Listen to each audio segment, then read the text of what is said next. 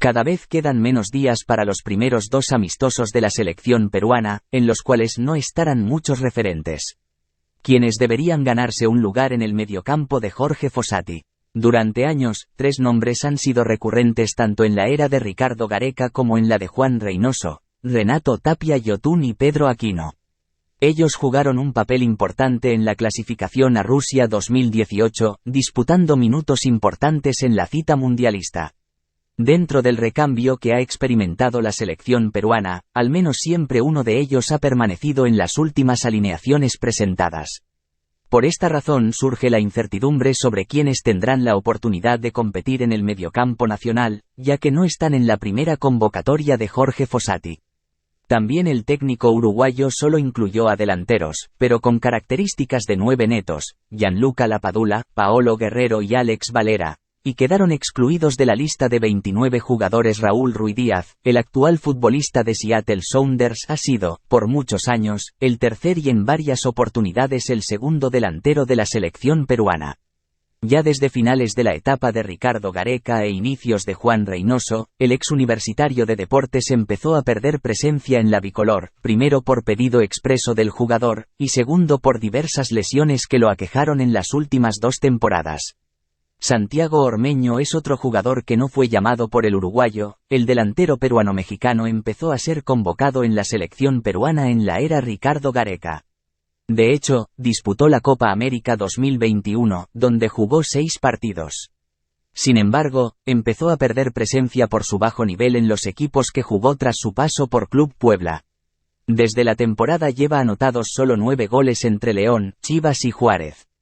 Otro no convocado es Jordi Reina. El peruano es uno de los que más experiencia tiene en la selección peruana, aunque, al igual que Raúl Ruidíaz, no tiene muchos minutos. Con la bicolor tiene 29 encuentros disputados y apenas 3 goles. En la actualidad, Reina viene jugando en el Torpedo Moscú de la segunda división de Rusia, donde ha disputado 19 partidos y ha anotado un solo gol. Por otra parte, Paolo Guerrero manifestó su relación con el actual director técnico de la selección peruana, Jorge Fossati, previo ante el encuentro contra Nicaragua y República Dominicana. Ya desde el jueves creo que lo conocí, le puedo dar un gran abrazo. Pareciera que nos conociéramos hace muchos años, ¿no? Pasaron pocos días desde que se conocieron, pero ya existe una complicidad entre el capitán de la bicolor y el entrenador. Desde que vengo hablando con el profe, es la primera vez que tuvimos una llamada telefónica, pareciera que nos conociéramos hace muchos años. Hemos estado mucho en contacto este último tiempo. Es una gran persona, un gran profesional. El profe nos inculca mucho el tema de para todo hay sus momentos. La mayoría de mis compañeros que se está sumando al equipo está captando la idea de lo que quiere el profe. Paolo Guerrero se mostró optimista con los próximos retos de la selección peruana. Bueno, tengo muy buenas sensaciones con lo que se viene de cara a estos 2 partidos.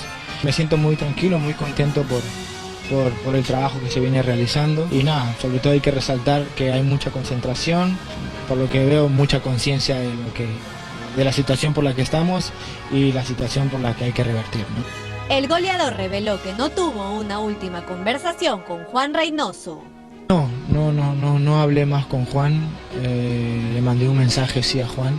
Infelizmente los resultados no se dieron como a mí me hubiese gustado, como a él le hubiese gustado y como a todo el Perú le hubiese gustado. Y el fútbol, lo bueno de esto es que el fútbol te da revancha, ¿no? La salida de Roberto Mosquera de la César Vallejo tomó por sorpresa al delantero. Me sorprendió, me agarró un poco frío. Yo pensé, como lo acabo de decir, pensé que había sido por un tema de salud. Me comunicó otra cosa y de verdad muy sorprendido. No, porque el profe es un gran profesional, una gran persona, ante que el club se ponga las pilas y encuentren rápido un entrenador, porque se viene Universitario de Deportes, se viene en Copa Sudamericana y este momento, esta pausa que hay, hubiese sido importante aprovecharla para trabajar. Paolo se ve junto a todo el equipo remando por esa clasificación al Mundial. Yo no me veo, creo que nos vemos todo el grupo buscando esa clasificación al Mundial, ¿no? Y creo que todas las selecciones se preparan para eso y obviamente nosotros somos una de esas.